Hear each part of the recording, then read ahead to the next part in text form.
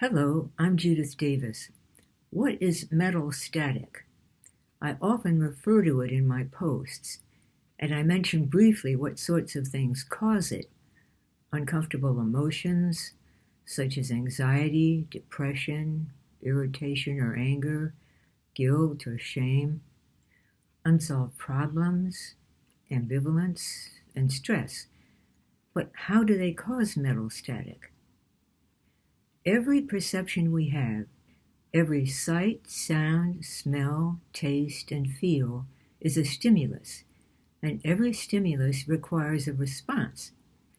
For most stimuli, the response is that they are insignificant because there's nothing that we have to do about them. The things that we see in our room, the walls, the ceiling, the floor, the sound of a ceiling fan, the feeling of the breeze it creates, elicit the response that they don't matter. There's nothing we have to do about them. Our response to the fragrance of a bouquet or the taste of a meal is simply one of enjoyment. But we also have stimuli that require a different response. We respond to an error we've made with anxiety and perhaps guilt or shame, to a loss with sadness or depression, to an inconvenience with irritation, and to an insult with anger.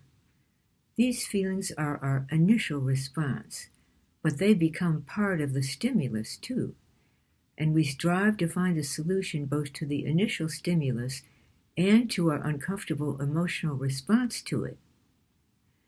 When we think of a solution, the discomfort lessens, and when we act on the solution, we've solved the problem. For instance, when we think of how we can fix an error, we feel somewhat better, and when we actually do fix the error, we feel relief. When a troublesome stimulus occurs and elicits an initial response of a painful feeling, it takes up mental space in our mind. We're preoccupied with it to a greater or lesser extent.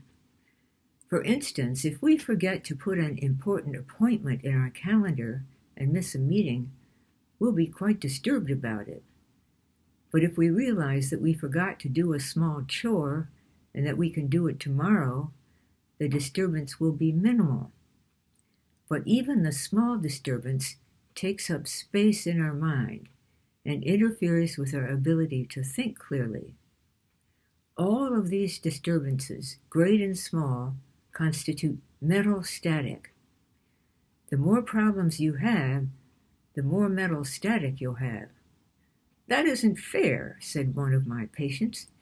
No, it isn't. But fortunately, there's something that we can do about it. An inner guide can help.